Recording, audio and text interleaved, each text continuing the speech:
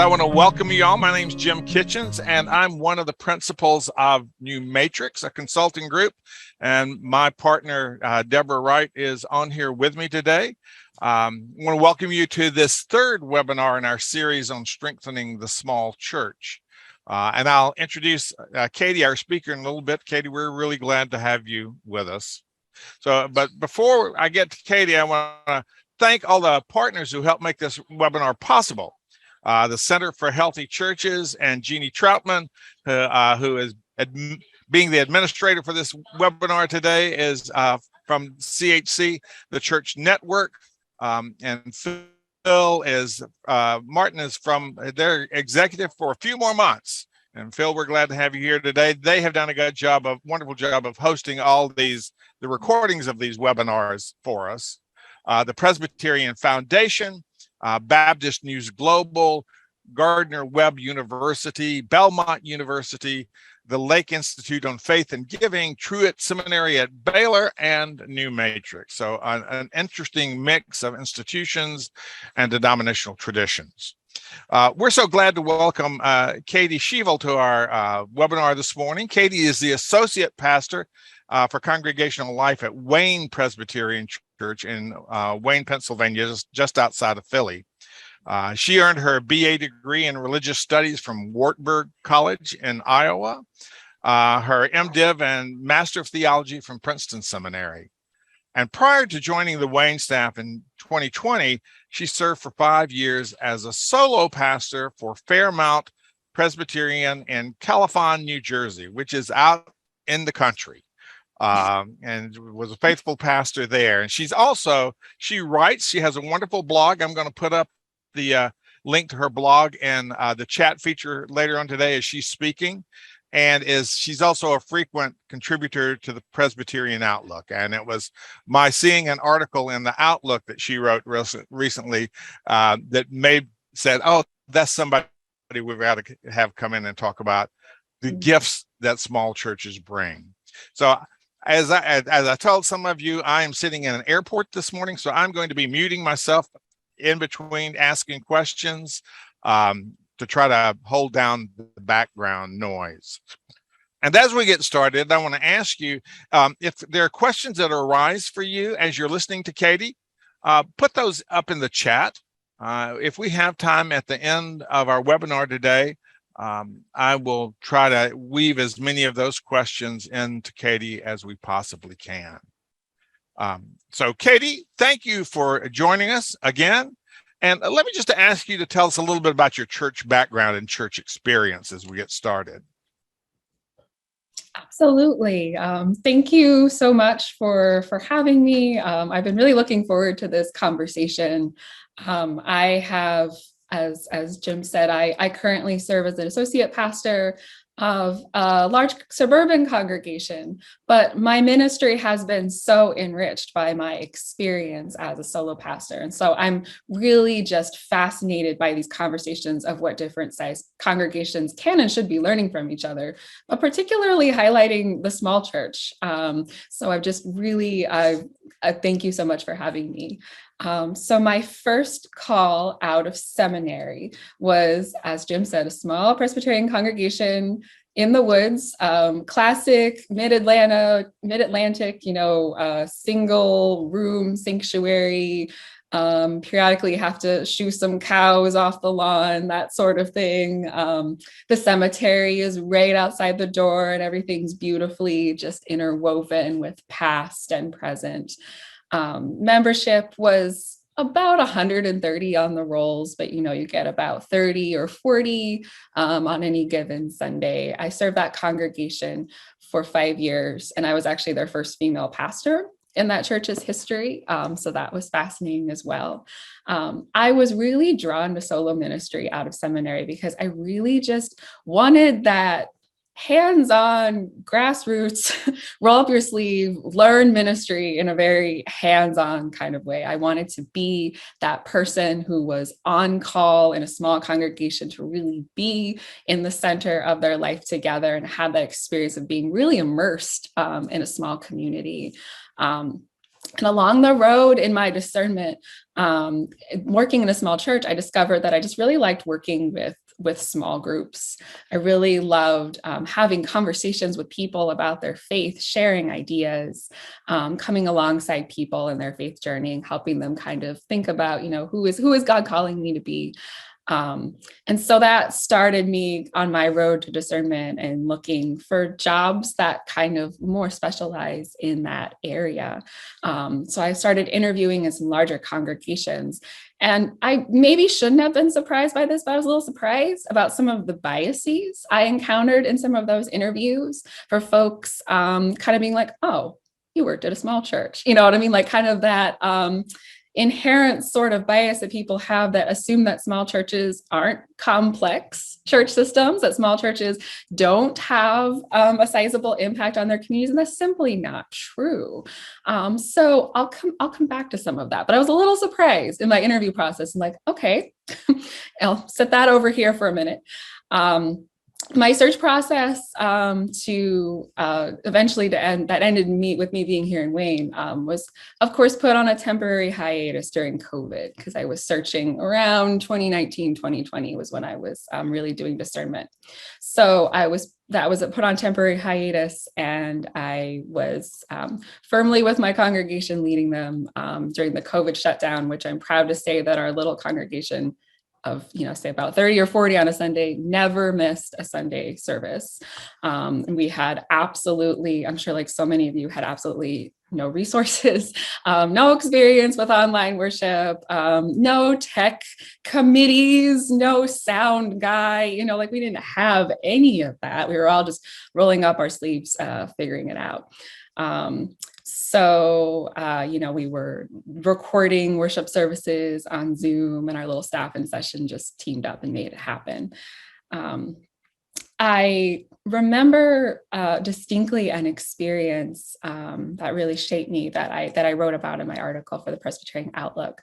In the middle of COVID, we closed down our buildings, but we interestingly still had visitors because we still had people in the community who would want to see the cemetery. They would want information about their loved ones being buried at the cemetery, and some of them, had ancestors that were dated back to the Revolutionary War period. So there was this fascinating moment where I was alone in this one room sanctuary recording worship for the previous Sunday, recording for communion, actually. And I had just been interrupted in the middle of recording by someone who had stopped by and was asking for information about Fairmount Presbyterian Church Cemetery, and my ancestor is buried here. And I'd just been interrupted by them and given them information, and then went back to sort of like recording this worship service, where I would eventually be joined by others in the congregation. And that juxtaposition of past and present just hit me so much. Just what if these saints in the cemetery could speak about their journey through the Spanish flu epidemic, and just how much our little congregations have seen, how resilient they are, just how even if, one small church closes its doors, its members are going to go worship probably in other small churches. And most people worship and have found God in small churches throughout history. The early church started in small church communities. So just this common thread of just the resiliency, the impact of small churches, and just how that has just really shaped me. So that continued to shape me during COVID. And I received, while search process continued, I received a call in the late summer of 2020 to serve at the congregation I do now, Wayne Presbyterian Church, as their associate pastor for congregational life. And here I am, blessed and privileged to be able to do exactly what I felt called to do. I get to teach classes and oversee some educational programming for all ages, lead those small groups, come alongside children through adults and their faith journey. But also lead fellowship and hospitality ministries, which of course my small church experience has been very thankful for that. And I do get to collaborate on a fantastic team of lay folks and staff. What was interesting, so I received the call to Wayne Presbyterian Church in the summer of 2020. And I started my current role in September of 2020. And this church was also closed down. So I had to meet my new congregation entirely on Zoom. And it felt a lot like I was still doing small church ministry. This church is about 2,500 members on the rolls. Certainly we don't get anywhere near that in worship. But we're still recording worship. We're still preaching through screens. I'm still meeting people on Zoom. And it felt so like it was this incredible, just like intimate experience of just meeting my new church on Zoom. And we continue to worship. Yeah. So largely, as I said, largely from my desk in New Jersey, I was welcomed with open arms to my new congregation. Well, I want to follow up on that a little bit. I mean, you chose to reflect on your small church experience out of the context of being in a much larger congregation. How did that shape the way you reflected on your time at the Califon church? Yeah. So like in my current context, how does that reflect on that conversation? So it was interesting, like I said, since I met my current congregation almost entirely on Zoom. So there was a lot of just these intimate spaces. And it made me realize, during the pandemic, coming out of the pandemic, how much we're all yearning just to connect with each other. Even though, many of us have been back in worship, gathering in person, back in our offices, kind of back to day-to-day life. It's really made me think just about the foundations of what it means to be living in community with each other, living in community with God, simply, authentically, accessibly. And what I've been really struck by is that's exactly what small churches excel at. Small churches teach you how to build relationships. Small churches teach you how to bear a very personal, relational witness to the gospel message. Small churches teach you how to come alongside each other, for better or worse. How to be a faithful presence, how to show grace to each other, flaws and all, because you're in this very closely knit, often fishbowl kind of a community, worshiping, gathering with the same folks over and over. But you're seen in a small church. And that's something that in my current context, these are conversations that we're struggling with, is because larger churches tend to be more siloed. And so we're having these conversations about, in order for our church to survive, we need to have that more ethos of a small church. We need to divide into those small groups. We need to find each other. But I found myself missing that simplicity, that you don't disappear in a small church. There is no, I'm just going to appear on a Sunday morning, kind of in the back, and then disappear after the service is over. Small churches see you, they love you and value you individually and uniquely. So. Well, let me kind of ask you a follow-up on that. Yes. You were talking about, in some of your early interviews, there was that, you're from a small church, especially if it was a larger church that was talking with you. Mm-hmm. So I want to know, what do small churches do really well that larger churches would do well to learn about? Mm-hmm. Yes. So small churches are fantastic at solving problems. That is something, like I said, during COVID, we didn't have any resources. We didn't have any tech support. We didn't have really any money to put together anything real sizable. I had my phone to record worship. My part-time organist had her phone, and she was trying to download the software necessary in order to do a recording concurrently with folks singing. But small churches, we're just so good at adapting because we have to.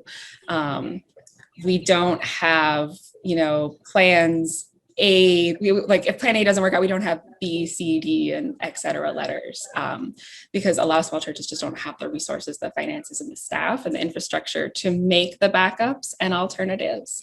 I had a fascinating conversation with a wonderful colleague in ministry. Her name is Sarah Caldwell. She's a program director in the Presbyterian of Philadelphia, and she does a lot of work with small congregations and equipping small churches and small church pastors, particularly during COVID and now coming out of COVID.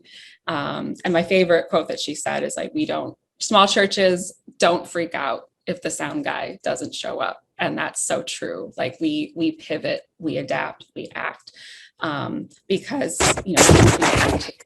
and something that one of the biases that I encountered when I was doing interviews in more mid-sized and large-sized churches is folks assume that if there's not multiple concurrent programming running at the same time on a Sunday morning, that, like I said, it's not a complex system, that staff and like the staff and the volunteers aren't these critical, think on your feet, really adaptive type of folks. That's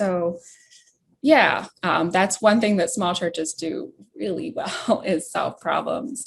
Another thing that small churches do, which piggybacks right on this, is they're really excellent at empowering lay leadership. I think your first presenter in this series, I think Jeff McDonald, is that correct? He made some really excellent points in this area when he talked about the differences between the practitioner model of church and the consumer model of church. I was really fascinated about that. With this idea that small churches really excel at the practitioner model of church, really excel at equipping our lay folks to lead, so that they aren't as dependent on the pastor. Or if you're in between pastoral leadership, the wheels don't completely fall off. Lay leaders have been essential, obviously, for small churches and have throughout history. In the early church, little communities relied heavily on lay leadership. All those letters in the New Testament, a lot of lay leaders are getting singled out by name, right? They're that important in their worshiping communities. And remember, in the early Christian church, a lot of believers were initially gathering in their homes. And so women had a really prominent role, of course, in the home. And so, of course, they had a very prominent role in leadership in the church. So small churches have been a place that really exemplify that priesthood of all believers, that each of us is equal and able to lead, regardless of your education ordained status, regardless of your status in society and community. Small churches have really been great and that very, exemplifying that very democratic ethos, which sometimes gets lost when your church gets bigger. Something else that small churches do really well is prioritize relationships. Small churches are excellent at prioritizing relationships. As we all know, for better or worse, in a small church, everyone knows your name. Everyone knows your personal business. If you have a church directory, it might be, you probably know pretty much every name on that list. And there are obviously pros and cons to that. But something that we're, struggling a little bit with in my current church is, again, that phenomenon of folks disappearing on a Sunday morning, especially as, we're trying to get back into the rhythm of Sunday morning, get back to gathering. We're seeing visitors, but realizing that they don't have a touchstone with a member. And I was like, in a small church, you take for granted that people are going to find you.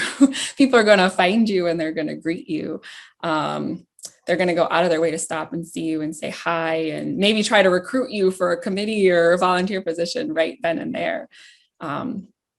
Something else that's interesting about, again, I'm making generalizations. I know all churches are different, but something that I've really honed in on in my small church in Califon was the patience aspect, cultivating that fruit of patience in prioritizing relationships. Folks abide with each other in small churches. Folks lean on each other. Folks take time to listen. They don't rush out the door on Sunday morning as often.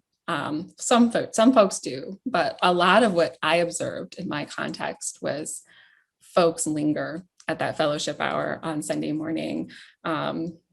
Often there'd be a meal, during fellowship hour, and folks would sit at tables together, often just for hours, and then would load up a plate of leftovers and take it home with them and maybe continue that conversation with their friends and their community afterwards.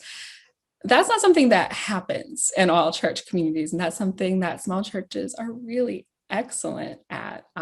It's just when you're worshiping with the same core group of folks, when you're sitting in Bible studies with the same core group of folks, sitting in committee meetings with the same core group of folks, Lord knows you're going to hear their same stories over and over and over. And it's a wonderful cultivator of patience, and just really learning to listen to each other, and creating that space for each other.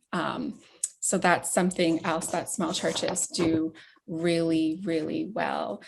So the 4 things I've really identified is small churches are fantastic at solving problems. They empower strong lay leadership. Small churches prioritize relationships. And then the last thing I would say is small churches know how to live into the reality of loss. Like I said, in that small church in Califon, the cemetery was right outside the door. And you're literally in worship on a Sunday morning with the visible and invisible church. The saints are right there with you. And a lot of folks in the congregation had relatives who were buried in that cemetery going back 5 generations or more. And of course, you also you feel loss in a small church. Like it can really shake a community. When there was one summer, I remember, where we had several of our very prominent faithful attendees pass away. And that was just a really difficult summer for us, because I remember just sitting or standing up and preaching on Sunday morning at the pulpit and looking out and being like, that's George's spot. That's Alice's spot, and like you can see the places, the gaps that are left. And so loss is something that's deeply felt and deeply ingrained in the small church community. Not to say that all churches don't feel loss, but I would say that oftentimes they don't feel them as acutely, because obviously everyone is important in the church community, but maybe you lose a very prominent voice in the choir, and then your choir sounds completely different the next day, or you lose that person that was really integral to mission efforts in your church, and then you're scrambling. So it's a give and take, right? You have that very democratic ethos. You have that ethos where everyone matters and everyone has a place. But then it means when people pass away, when people move away, you really feel that, and it shakes. But that's also something that brings your community closer together. It makes you more closer knit. So those would be the 4 things. Obviously, like not exhaustive in any way, shape, and form, because small churches have very wide variety of gifts. But those would be the 4 things that I've really been thinking about as small church. Well, thanks. What have you learned? What did you learn as a small church pastor that is helping you lead a larger church through a similar season of anxiety and transition and change? Are there some things that are easier to learn in a smaller context but are applicable and just as applicable in a large one? Yeah, so it's a wonderful question. So like I said, my transition into my former role was a little unusual and that it happened during COVID, and I was meeting folks on Zoom. But there was something about, certainly it wasn't ideal, but there was something about that transition that really helped me see just, the value of my small church experience I'm popping into a Zoom call. I'm waiting for a dozen or so faces to show up for a Bible study or a prayer group or a small group or whatever. And I'm seeing, like with all of you, like I'm seeing your faces on the screen. And so, like I said, it reminded me of being in a small church. It reminded me of being around a table and being able to see everyone and be able to connect with everyone. And so I really felt that that experience was something that, okay, like I know I'm familiar with this. I know how to connect with folks in this way. It's that, yeah, that very personal, relational ethos that large churches have too. But it was something about coming back to the basics, right? Because that's kind of what COVID stripped everything down for us and made it really raw and made it us just focus on, like, how do we get worship to happen on Sunday mornings? How in the world do we connect with people? And so what I realized in meeting my new congregation is they were craving that small church ethos. They just wanted, like, they were so grateful just to get a phone call. They were so grateful just to, and when we could share meals with each other outside.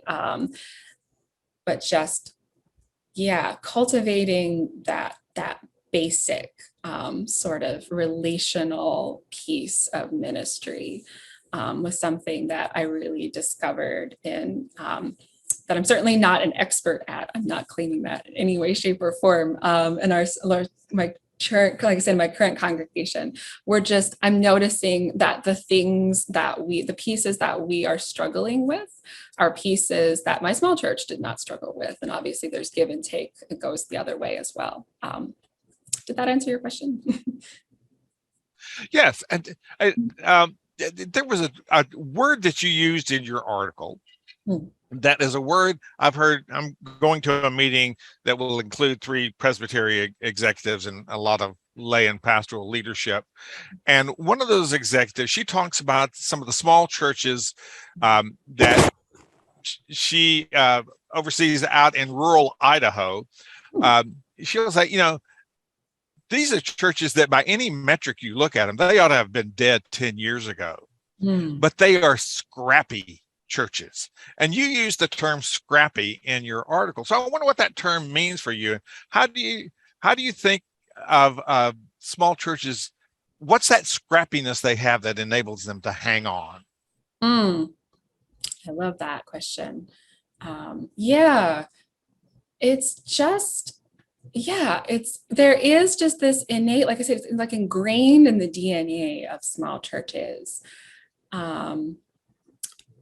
Kind of give you an example. So, and I was thinking about this story. I was like, oh man, like in different contexts, like that whole scenario would have gone so much different. So we had an individual in our church community in Califon who had, relatives that was very connected. He had ancestors that was buried in the cemetery, and he was a Revolutionary War reenactor. And he would often just pop by on a Sunday morning and be in character, be in costume, and be the person who was the ancestor who was buried in the cemetery from the 1700s.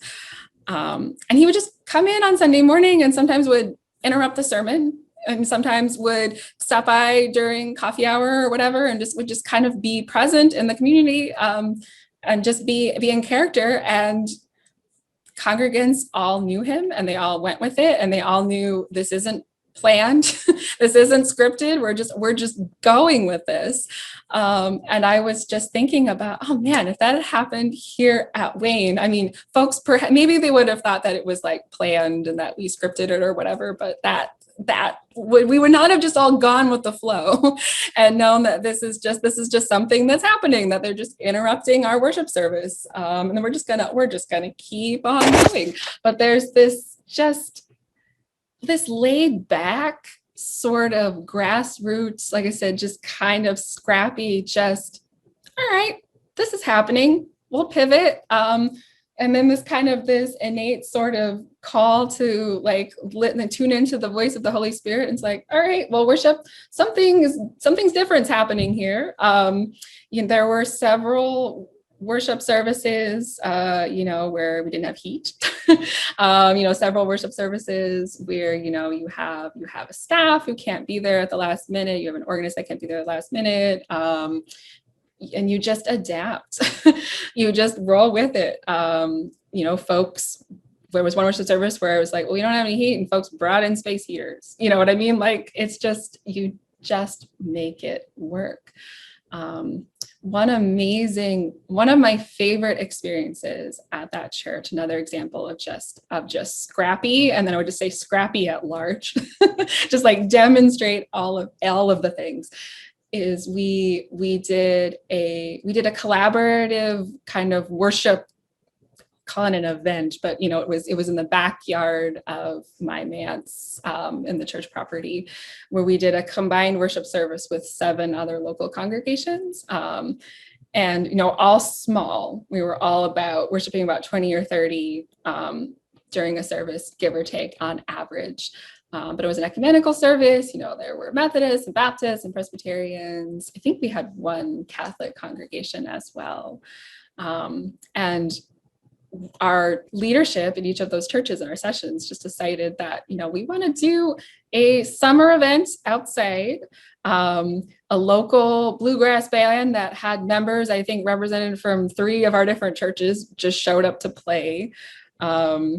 We, had potluck writ large, just come with folks just like doing a potluck. And it was just this amazing event where folks brought their own chairs, folks brought their own tents so that they had shade outside. And we just set up this wonderful event with not a whole lot of planning, not a whole lot of forethought. It was just churches banding together just because they wanted to be together. And we had about 130 people, just in the man's backyard. So it's just, there is just that scrappy, resilient spirit of we know who we are. We know who God is calling us to be. And even if we aren't going to be a worshiping community for very much longer, by golly, we're going to serve the Spirit and do what we can while we can. Well, that leads nicely into a question that Deborah Wright put up in the chat, and she was asking, how did your small church folks feel about the viability of their future? How did they think about the future, and how did they feel supported by their judicatories, or did they feel supported by the larger church? That's a really good question. So I don't want to dismiss the anxiety, definitely, that small churches feel, because there was kind of that always in the background noise, anxiety about the future in my small congregation. I was on a yearly contract, so every year I would have a meeting with a session, and they would talk about, the viability of being able to keep me as a full-time pastor. You know what I mean? Like, that was the conversation that we were constantly having. And the support from the larger denominational body was also something that was a little bit contentious for the small church. And maybe that's something else that I pick up on with when I say scrappy, when I talk about resilience with my small church community, was sometimes they got help from the denominational body, sometimes they didn't.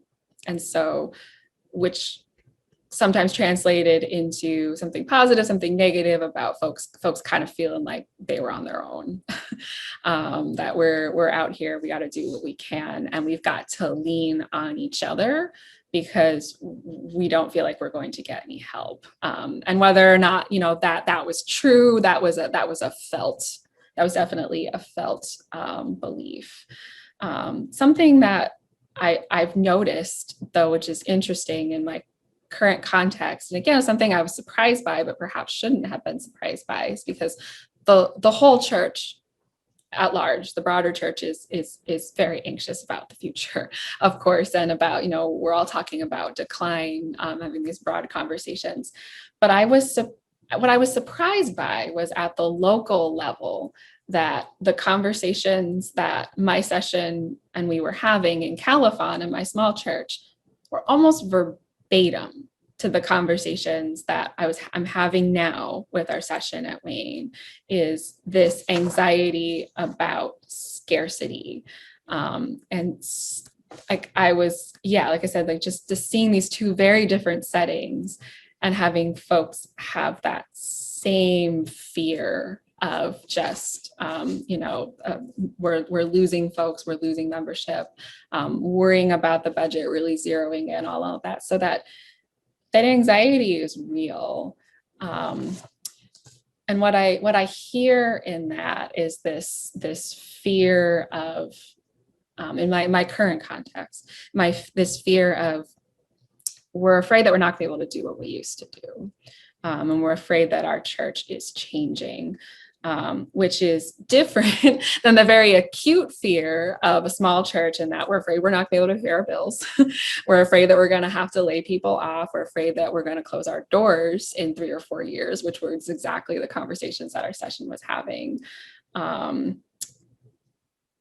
But yeah, so I've been thinking kind of about that, and kind of about this overall fear that churches have about being small, and that small churches, I think, feel that like somehow we're being punished for being small, or folks are pointing at us like we're the problem.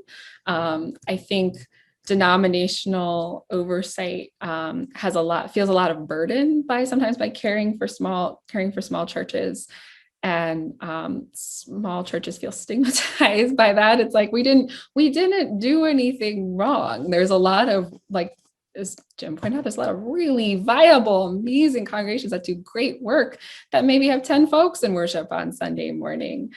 So that's something that I've been really passionate about speaking out against too, is this stigma of being small, and this fear of shrinking, because as we've all seen, I think COVID has changed the paradigm. COVID has changed the shape of just how we're having these conversations, and nobody has answers. And we're talking to folks, and I'm looking at the literature, and we don't know what fall 2022 is going to look like.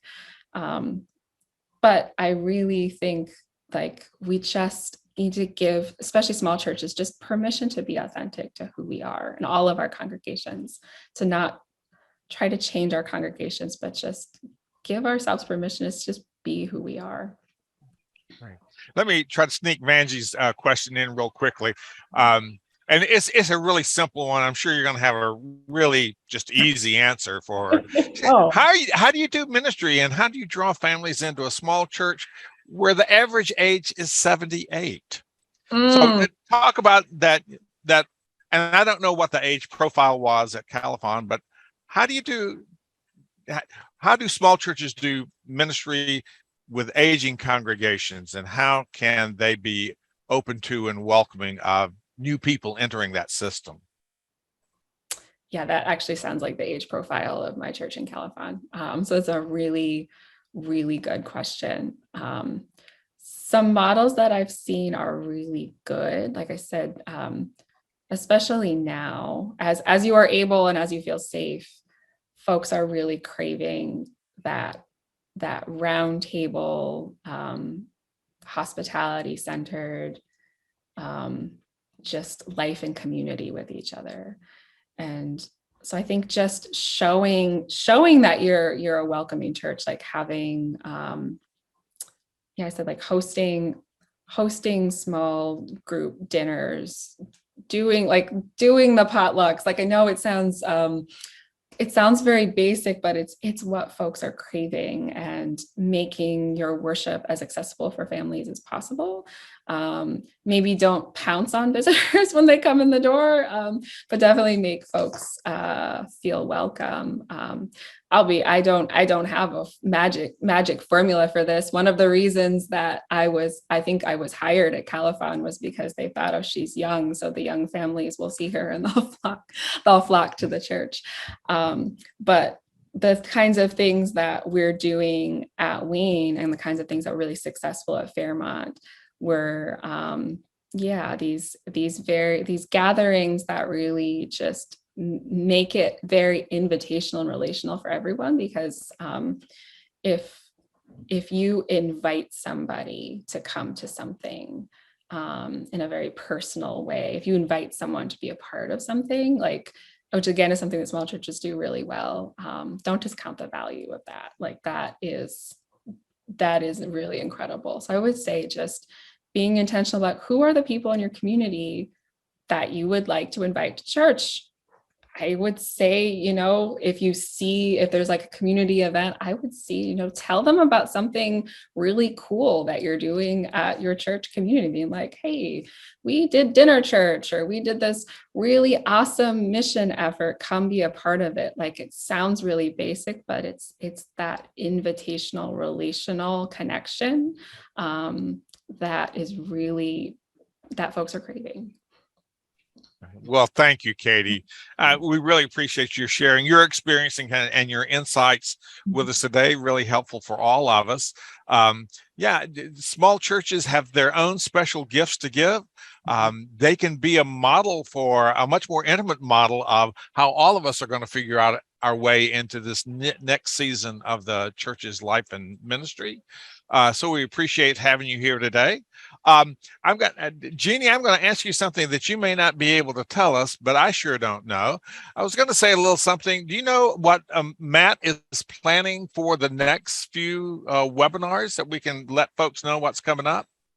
I wish I could answer that question. We overlapped with vacations, and so I haven't had the chance to have it yet. All right. Well, something fabulous is going to be happening on this very Zoom channel next Thursday at 11 o'clock, and I hope you'll all come back and join us. We really appreciate those of you who have been with us through this series. I know many of you are pastors of smaller churches, and I hope there's been some encouragement and some insight shared with you here. Hope you all have a good rest of your weekend. I'm going to go catch a plane. Bye, everybody.